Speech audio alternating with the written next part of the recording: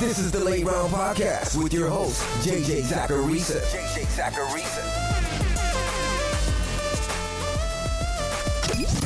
What's up, everyone? It's JJ Zachariason, the editor-in-chief at FanDuel and at NumberFire.com, and this is episode 589 of the Late Round Podcast, one of many shows that are part of the FanDuel Podcast Network. Thanks for tuning in. I'm pleased with the results of last week's Sleeper Show. I think it was one of the better ones of the season. There were obviously some misses, because there always is. Jimmy Garoppolo was a very, very average to below average streamer.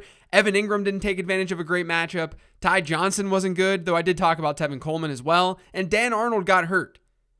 But I'm pretty happy with the hits. I talked about Cedric Wilson. He had a big day. I talked about Kendrick Bourne. He was a top 5 wide receiver on the week. I casually mentioned Russell Gage, who was a top 15 wide receiver. There was Dontrell Hilliard, who scored over 18 PPR points. Boston Scott was a top 20 running back. Even Tyrod Taylor was a decent deep streamer. I feel good about the results overall last week. So let's keep it going into week 13. Now, before talking sleepers, basketball fans, there are NBA games happening every night, and there's no better way to get in on the action than with FanDuel's free over-under contest. It's simple. Just head over to FanDuel.com/over-under and choose either over or under for each listed prop. You can make free picks for a chance to win a share of $5,000. All you have to do is make your picks on FanDuel before every NBA on TNT broadcast for your shot at a big payday. Eligibility restrictions apply. Go to FanDuel.com or download the FanDuel app for more details. Now, I'll be honest with you guys, and I'm going to say this throughout today's show. I don't feel incredibly confident about the sleepers this week. It's just sort of a tough week between bye weeks and just what the percent roster numbers look like over on Yahoo. But the first tier that I talk about on this show are players rostered in 25 to 50% of Yahoo leagues. And the first player I want to bring up today is Taylor Heinicke. Again, I don't absolutely love him as a streamer this week, but the options are pretty rough out there. Heinicke's actually been a QB1 in 3 of his last 5 games, and he's had 5 QB1 performances on the season. He also brings a rushing element that I don't think gets talked about enough. He's had 5 games this season with 20 or more rushing yards and 3 games with 40 or more yards. Now, naturally, you have to be a little bit concerned about how Washington's run their offense over the last 3 weeks. They've had pass rates under 50% in each of their last 3, meaning they've had more rush attempts than pass attempts in each game. During their 8 games prior, that average was 57%. They've been winning, that's why. They've been fortunate to be able to run the ball more. That's helped Antonio Gibson a lot in fantasy, and it brings a little concern for Heinicke, that Washington's touchdowns will be ground touchdowns. But this game against Vegas actually has one of the higher over-unders on this week's slate, according to FanDuel Sportsbook. And the Raiders are a pretty average matchup when looking at adjusted fantasy points allowed. So I think Heinicke is okay enough. He's shown us that he can be usable, and the game is more attractive than other games this week. But we've had better streaming options this year for sure. Moving on, let's talk about Boston Scott. With Miles Sanders a little bit banged up in their game last week, Scott saw 62.5% of the team's running back rushes to go along with a 10.3% target share. As of this recording, nothing's come out about Sanders or Jordan Howard's availability for this weekend's game. But if they can't go, Scott is a very, very good play against the Jets. Because like I said in yesterday's 10 Trends show, they've been the absolute worst team against running backs this year in adjusted fantasy points allowed, by far. So keep an eye on those injuries. I think if one of Sanders or Howard doesn't go, Scott makes some sense given this matchup. If both of them don't go, Scott is an RB2 with plenty of upside. So within this tier of players who are rostered in 25 to 50% of leagues, there were actually just 9 different wide receivers to choose from this week when you factor in bye weeks and injuries. To stress the point that I made earlier, it's a tougher week for this sleeper show. But I'll talk about 2 wide receivers in that group. The first is AJ Green. Hopefully Kyler Murray's back because it's going to help the whole offense. But Green has a 16% target share this season with just 2 games under 15%. Now he gets Chicago, a team that's been far better against running backs than wide receivers this year. They rank 13th in adjusted fantasy points allowed to wide receivers. I don't absolutely love him, but Green does make some sense if you're in a pinch. There's also the duo of Sterling Shepard and Kadarius Toney. At the time of this recording, things sound better for Sterling Shepard than they do for Toney. If Shepard goes, he's got a great matchup. He's played about 73% of his snaps from the slot this year, and Miami's been arguably the worst defense against a slot this season. They've allowed the second highest target share to that area of the field, and they've also allowed the most slot targets, receptions, and yards. So depending on who's in and out, It's something to monitor because this matchup is great. Sterling Shepard should be rostered right now. He's still out there in over 70% of Yahoo leagues. This next tier of players consists of guys rostered in 10 to 25% of leagues, so we're digging a little bit deeper. And this is where we've got Taysom Hill. I don't think Hill is a better play than someone like Carson Wentz this week. They're close, but I like Wentz a little bit more. Because there is risk involved with Hill. He hasn't started yet this year, and he's coming off an injury. But the things I said on the 15 Transaction Show earlier this week, they're all very true. Hill averaged over 50 rushing yards per start last season, and he had a rushing touchdown per game. That rushing production can elevate him tremendously. And in a game against Dallas on Thursday night, where the Saints will have to keep pace, he's a high upside play. Tevin Coleman seems like the running back that you want in the Jets' backfield at the moment.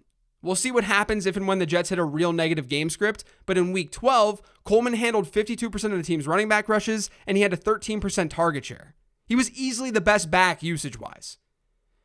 Now, like I just said, I do worry about a negative game script.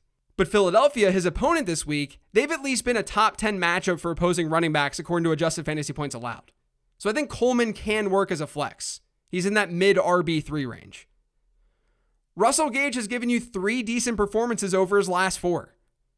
He had a goose egg against Dallas a few weeks back when the Falcons' offense was miserable, though I guess it's almost always miserable. But he's hit a 25% target share in that offense in 3 of his last 4. This past week, he got 6 of his 7 targets for 62 yards and a touchdown. Now the Falcons get Tampa Bay. They'll likely be trailing in that game. And Tampa Bay's been the 7th best matchup for wide receivers in adjusted fantasy points allowed. It's hard to be in love with Gage as a fantasy asset, admittedly, but he works as a bye week fill-in.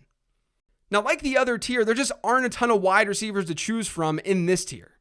I guess it's the result of it being later in the season and fantasy managers rostering players who are actually good. So the pickings are slim right now. You could go to Deshaun Jackson for a potential big play this week, though. That's obviously what you're hoping for, though, because he's basically playing the 4th most snaps on that team at wide receiver. But Djax has big playability. We saw that last week. And he's facing a Washington team that ranks 1st in the league in deep ball completion rate allowed. You should only play him if you need a ton of variance in your lineup and if you don't have a decent option. Now, the last guy in this tier, I do think he's a good play. He's not just a dart throw. And it's in that same Raiders offense, and it's Foster Moreau.